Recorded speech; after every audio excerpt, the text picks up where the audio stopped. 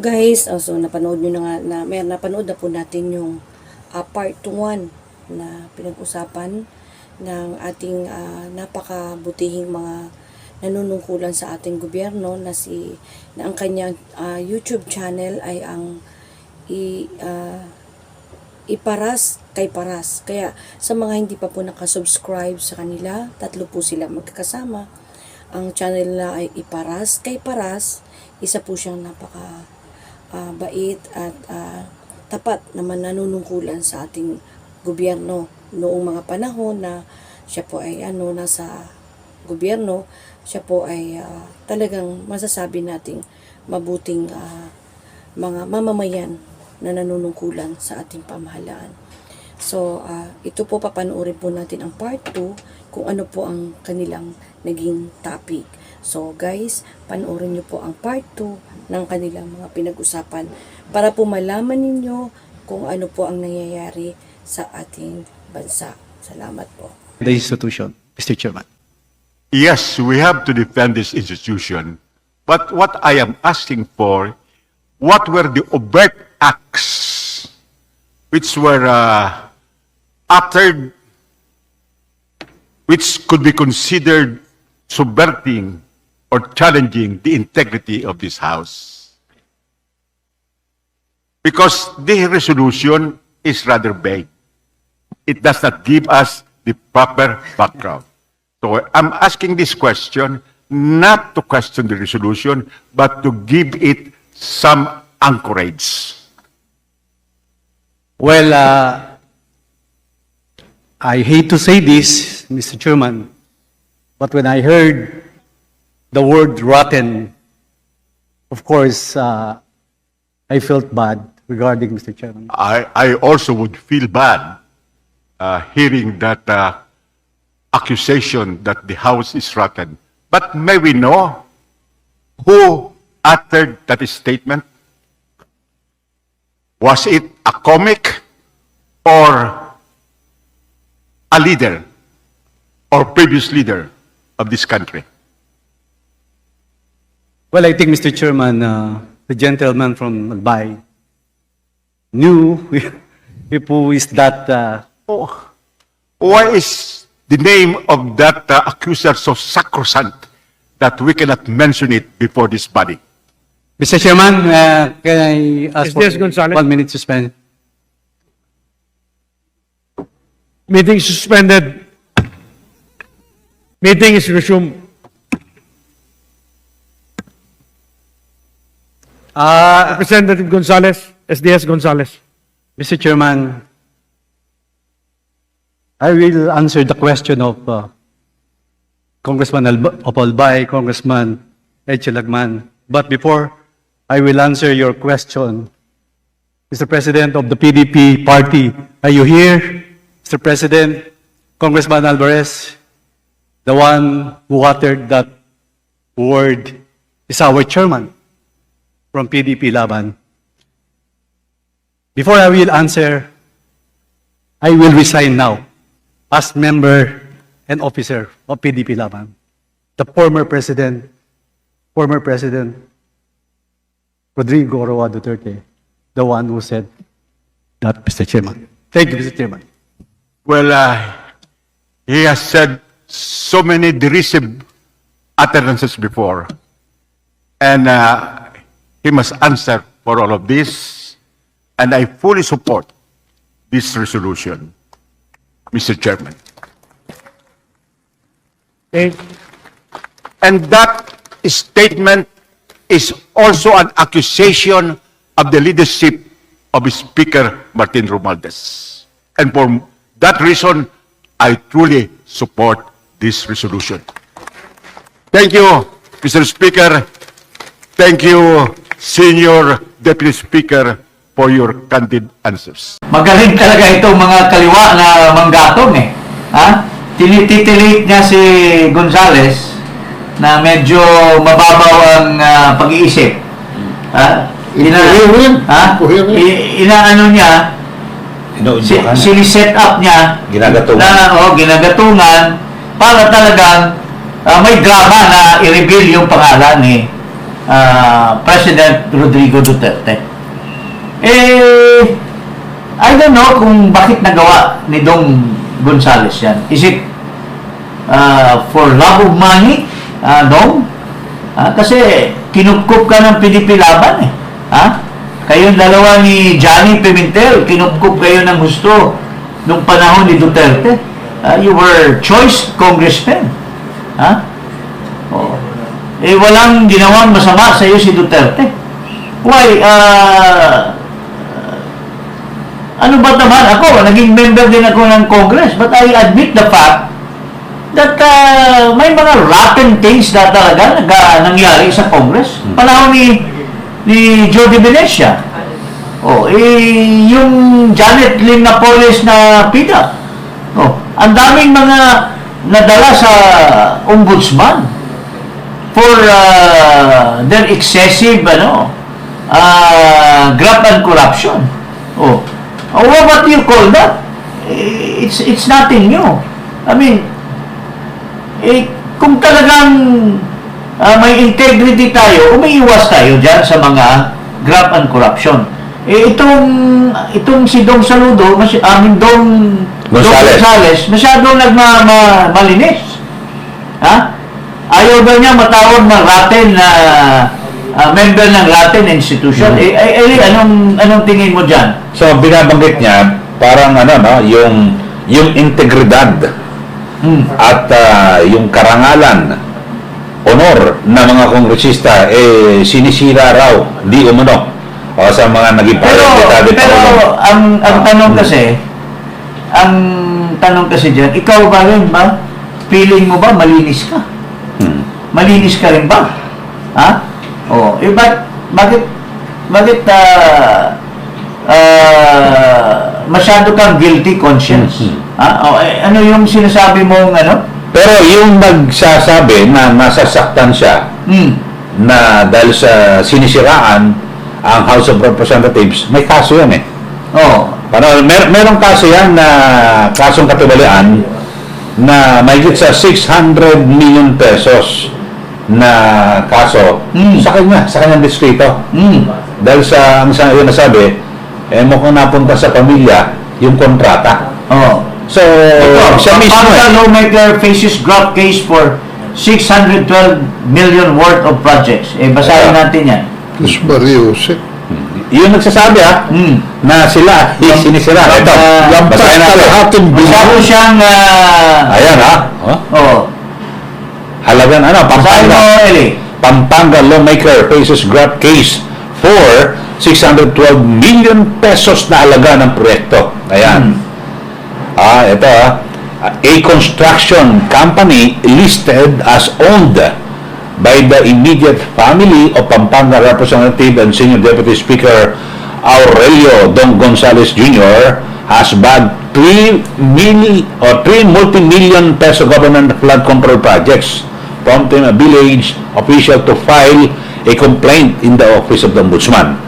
Gonzales, 5 of his family members, and 4 Department of Public Works and Highways officials were sued for alleged violations of the Anti-Graft and Corrupt Practices Act in Republic Act number 3019 and possession of prohibited interest by a public officer under Article 216 of the revised Penal Code. So whether that case will turn out to be clean for him, or he will be found guilty at the end of the day, it's of no moment. The fact that you should have, ano ba yung tinatawag niyan? Parang Pontius Pilate's wife or something. Yung dapat Beyond reproach. Yeah. malinis ka dapat, walang bahid yung mo. Kasi pwede sabihin niyan, look who's talking. Look who's talking. Magdadagdag ka na, galit ka kasi somebody says you belong to a rotten institution. Dapat malinis ka rin. Para may karapatan ka na magsabi na putang ina mo, di ba? Sasabihin mo sa nagsasabi, putang ina mo, bakit mo sasabihan na ganito ako? Ang linis-linis ko. Pero at at the back of it, may kaso ka palang 612 million worth of project. Flood control. Hindi mo masasabi na magagalit ka kasi for all you know, you might be one or if not the most rotten person in that institution. He felt alluded to. Kasi, ang dating sa kanya, bulok siya. Ang masama kasi nito, I mean, ito si Dong, kaibigan ko rin yan personally. Pero, mahirap kasi, people na mahal natin, people na nakinabang kayo before, parang, parang inaano mo, na kinakalaban mo na ngayon. Tinatraidor mo.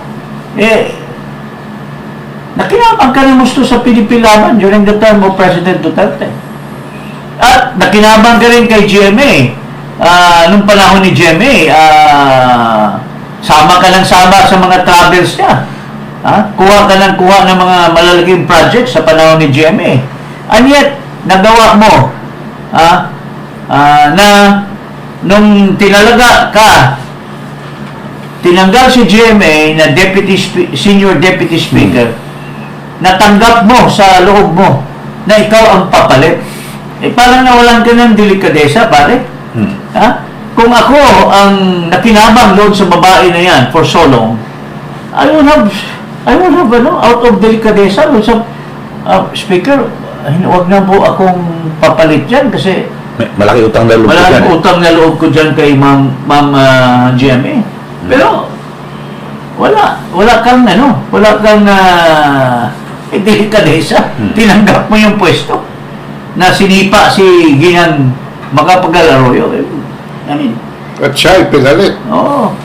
Wala naman tayong comment dyan kasi si Speaker naninindigan Politika yan. sa kanyang leadership. And that is, he has every right to defend himself. And si Speaker, as far as I'm concerned, wala naman siyang utang na loob dahil ang alam ko, ng panahon ni Duterte, he wanted to become Speaker and he was willing as far as membership is concerned. He had membership, pero President Duterte has other choices. So, naudlot yung plano ni Speaker. So, with due respect, may karapatan si Speaker na in a way to defend, now that he is the Speaker, to defend the institution. At wala naman siyang tinatago. Kayo, na kinabang kayo doon sa Pilipilaban, i-denounce nyo in the middle of session, parang foul yata yun. Di ba? Foul yata yun. Hindi na bali si Speaker because he can stand on his own 2 feet at wala siyang pinagkautangan ng loob. Okay lang yun. Pero kayong mga nakinabang, tatayo-tayo kayo at dinidenounce niyo yung pinakinabangan niyo before, that's foul. So dito, lumilitaw yung kasabihan na no permanent friends, no permanent enemies, pero ano permanente? Permanent interest. Yun. Pero may sinasabi si Pangulong Duterte. Ito, basahin natin ito. This is an offshoot. And this is not only said for Mr. Gonzales, but it is said on other people na somehow walang prinsipyo sa buhay ito. O itong sinasabi ni Pangulong Duterte. Ito, sabi po niya, no? Ang importante kasi yung prinsipyo. Kung may prinsipyo ka, magkakaintindihan talaga kayo. Ngayon, kung wala kang prinsipyo sa buhay at basta papayag ka lang just because of pakikisama, even if you're doing the wrong thing, do not expect me to clap my hands every time you make a stupid thing there. Ayan. Ayan. So, very meaningful yung sinasabi ng ating dating Pangulo. But, ganyan ang politika. Wala tayong magagawa. Pero sabi nga ni dating Pangulo, kahit siya na lang daw maiwan sa PDP Yes. walang problema sa kanya. Alam mo, it's not the politicians, it's not the officials of government that strengthens the party. It's the ordinary members, yung mga loyal, because politicians can change parties according to their interest. They come and go. They come and go. I remember, years ago, yung Lakas Inyo City, when it was founded, I was one of those who signed the original charter with Judy Venecia, Edel Amante. Pero, through the years, Lakas, people come and go. Nung lumakas ang nung panahon ni Macapagal Arroyo, originally si GMA was kampi. Pero nag-jump siya sa Lakas when she became president against Fernando Poe. Coalition, no? Oh. Parang So, ano muna, umpisa natin muna kay FDR. Ang malakas nun, PDP. Ay, yung laban pa yan. LDP. LDP pala. Ang grupo Laban ng Democratic and to give background Okay, for a lot tapos of maganda. people. Okay. This is historical. Ang panahon noon, nung panahon niyang Cory Aquino, siyang presidente, the House of Representatives and the Senate were controlled by the Lapiang Demokratikong Pilipino. Si Mitra yan. Si Neftali Gonzales, sila Ramon Mitra. Ramon Mitra was the head of Pepin Cuangco was the pinaka ni Mitra yan. So LDP. Then in 1992, Elections. before 1992, Ramos wanted to become president. Wala siyang partido. Saka natalo siya sa convention ata, di ba? Hindi, wala siyang partido. So he joined LDP. So nag-convention. Sinisiro siya. Siro siya sa Cavite. Lahat, Siro siya sa Negros Oriental. So in other words, although he was winning as a presidential candidate, but since wala siyang partido kasi kontrolado na nila Piping, nila Mitra, nagtayo siya ng Lakas Tao. Lakas Tao. That was the original. It was organized by Jose de Venecia. Ang unang dyan, ang kapatid ko, Jerome Paras, kinuha ni de Venecia. Pero later on, sabi niya, ikaw na lang muna dyan, Jing, kasi member ako ng grupo nila Mitra. I'm chairman of a committee, so naiiwan ako dito sa original. Ang original member dyan, Leticia Shahani, Judy Venecia, Edel Amante, si Nonoy Ramiro, yung taga-Catanduanes, yung Berceles, si Berceles. Former ambassador. Ang mga tauhan dyan si Boy Saicon, dyan si John Losada, yan si Gabby Claudio, yun ang mga original na nandyan. So the charter was Lakas Tao. Since hindi accredited ang Lakas Tao, they tried to convince the group of Manglapos. Yung grupo ni Manglapos is the Christian Democrat, National Union of Christian Democrat.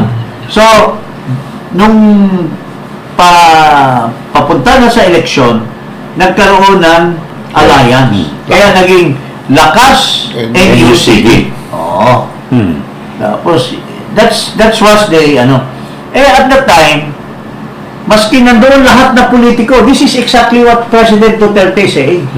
Maski ako na lang isang matira, I don't care. Because it's the people that will vote you. So, nangyari dito, ilan lang yung grupo ni Ramos, pero it's the Cory magic at the time. Napakalakas pa ni Cory Aquino. So, Cory campaigned for Ramos, kaya nanalo si Ramos. Na Mitra was surrounded by all the politicians, governors, congressmen, halos lahat na congressmen, except for a few, we're all for Mitra. And kulilat si Mitra. Pangatlo Natalo siya. pa ni Miriam Santiago. Pangalawa pa si Miriam. At I think Danding, at kasama pa si Danding. Tama. Oh, Danding. Si Imelda, mas mataas pa kay Mitra. Oh, so, that goes to the point of President Duterte na I don't care if ako lang matira. Pero ang kakampi ko, ang taong bayan. All politicians, doon kayo. Tulad ni Mitra, he had all the politicians. But at the end of the day, it's the people that carries Ramos to victory. So, that is where it's coming from, yung sinasabi ng ating dating Pangulo. So, yan po. At sinasabi ni dating, importante ang prinsipyo. Ang dami, lakas. Sumali na ito si Dong sa lakas, sumali na naman sa Pilipilaban, sumali na naman sa kung ano. Okay. Talon ng talon. Pero anyway, that's part of the political scenario in our country, di ba? So, yun lang po. At ito, dahil dito may pahayag po si opisyal na pahayag ni Senator Amy Marcos. Parang in reaction to ito ngayong parang kinakalaban ngayon ng buong Kongreso si President Duterte. Ito po ang pahayag ni Senator Amy. Senator Amy. Basahin po natin yung kanyang may kabuluhan itong sinasabi ni Amy Marcos. Basahin natin. Ito, opisyal na pahayag mula kay Senator Amy Marcos. Noong 2015, ako ang una at kaisa-isang gobernador na nadeklara ng suporta para kay Pangulong Duterte. Nakikita ko sa kanya ang aking ama, matapat sa kaibigan, matapat sa bayan. Ano raw ba ang sikreto ng mga Marcos at bakit sa loob ng mahabang panahon may mga loyalistang handang makipaglaban para sa amin? May loyalista kami dahil loyalista kami. Ako, gaya ng aking ama, ay matapat at naninindigan para sa mga tunay na kaibigan sa hirap at sa mas mahihirap, sa mabibilang na ligaya at sangkatutak na dusa. Yan ang iniwang legasiya sa akin, sa atin, ng aking ama, ang makatotohanang pagkakaisang hindi bula lamang ng bibig, pagkakaisang nangangulugan ng pagiging isa, sapagkat kung ang isang Marcos ay loyalista sa paninindigan at pakipagkaibigan, pinaka-loyalista kami sa kapakanan ng bayan. Kahit tayo ay isang pulo-pulong bansa, hindi tayo umiiral na parang mga isla. Dapat nagtatagpo ang dulo sa dulo, mata sa mata. Solid North, solid South, solid Pilipinas. Iyan po. Kabastusan sa aral po ng Yolanda ang pinagkakaabalahan ng mga politikong ginugutay-gutay ang bansa at ginagamit sa pagpapapogi at pagpapalapat ng papel. Ang aral na itinuro sa atin ng Yolanda, eksaktong 10 taon ang nakalipas, ay buhay pa rin sa aking gunita na walang dilubyo ang kanyang lumunod sa lakas ng Pilipinong mulat at gising. Igalang sana natin ang libo-libong namatay sa sakanang yan. Alalahan natin ang pagkakaisang umahon sa atin sa dilubyong yan. Dilubyong magurugmok din sa ating kapag kukusitihin natin ang naisumira sa ating mga nasimulan pagkatapos ng pagsubok na yan. Okay. Yan, okay. So, dito, lumilitaw Secretary Ging, binabagin ko na Balik mo sa umpisa. Amy Marcos, Balik mo doon sa pinaparinggan niya dito. sa first paragraph. Yes. Pinaparinggan niya, Secretary Ging, yung mga nag-traidor at walang utang na loob. Yes. Parang ganun sinasabi. So, ito sinasabi niya, ano raw ba ang sikreto ng mga Marcos at bakit sa loob ng mahabang panahon may mga loyalistang handang makipaglaban para sa amin? May loyalista kami dahil loyalista kami. Ako gaya ng aking ama ay matapat at naninindigan para sa mga tunay na kaibigan sa hirap at sa mas mahirap, sa mabibilang na ligaya at sa tutak na dusa. Okay. Yun. So, okay. Ito, maliwanag. Maliwanag. Mensahe. Pero this only goes for Amy Marcos. Kasi malayo yung kanyang kapatid. Nakinabang kay Sara Duterte, itong Bongbong Marcos Jr. Makoy na ito, nakinabang, pero hindi man niya inakay si Sara. Alam niya na ang boto ni Sara, si Sara nung unang survey, bago mag-eleksyon, ay number 1 sa survey. Siya, out of nowhere lang siya. Naguyo nila si Sara, ha? I don't know kung anong magic na nakonvinsi nila si Sara na maging vice presidente sa kanila, pero I know the real truth about that. I will not say it here. At naguyo nila na mag-vice president. Dinala ni Sara yung buong grupo niya para idagdag sa kapanggot lamang na puwersa ni Marcos. Yun ang totoo. Tama si Amy. Ha? Tunay siyang Marcos kasi yung tatay niya ganun. Pero yung kapatid niya, iniwanan sa pansitan si Sara. Tatanggalin yung confidential fund, hindi man lang siya nakialam, hindi man lang niya inawat, nandyan yung anak niya. Ngayon nagdadadal dito si Dikya Pero dito, Sir Arjing, sa base sa kasaysayan, no, at ako matagal ako nagko-cover diyan sa bababang komponan, maging sa Senado, kapag walang basbas mula sa Malacanang, diyan lalo na sa House of Representatives, hindi pa pwede na gano'n eh. Hindi na pwede. Kaya ibig sabihin, kung tahimik si Pangulong Marcos Jr., ibig sabihin, may basbas niya. May basbas. Parang gano'n na magiging implikasyon. Goes without saying, kasi he did not interfere sa mga iba-ibang mga bagay. Alam siya, yung sa Marlikapan, siya talagang nagtulak niyan. So, hindi maganda. Pero tama si Amy na sinasabi niya yan.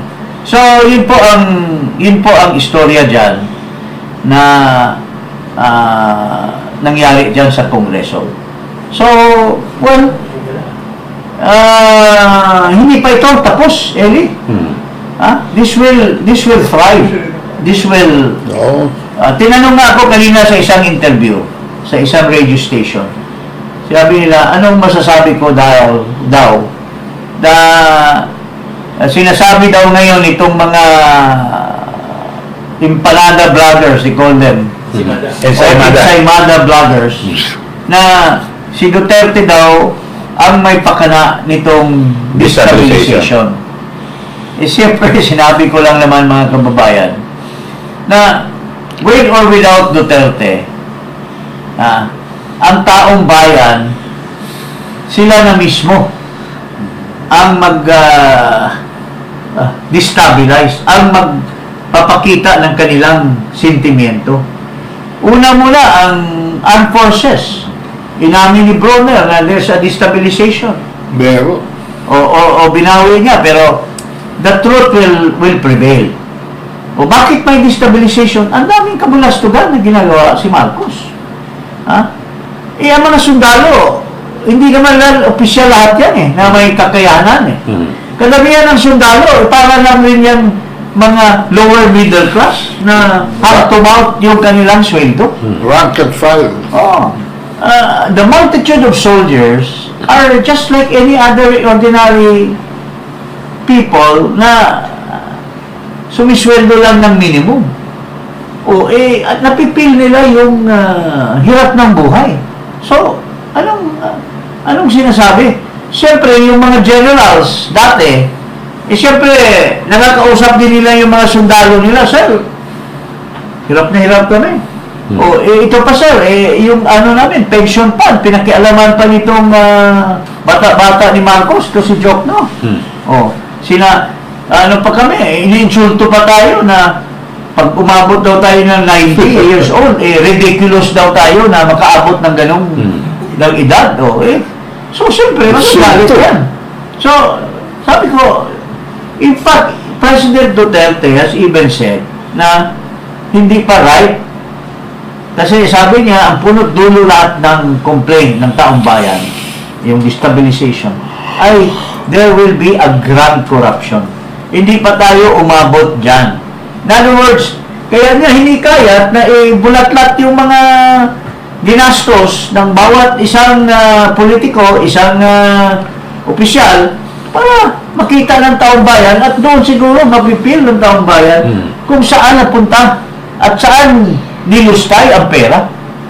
Nakikita lang natin ngayon mga kababayan, itong Marcos nilulustay ng gusto ang pera, 4.5 billion sa kanyang mga travel. Ito, travel na naman ulit. Tingnan mo ito. Nasaan na yung magta-travel na naman ito? Mamaya, sa sunod na episode Sa natin. sunod na episode, papalabas natin. Na may pupuntahan na naman siya na napaka-useless, will not redound to the benefit of the Filipino people. So ito po, dito sa statement na ito ay we will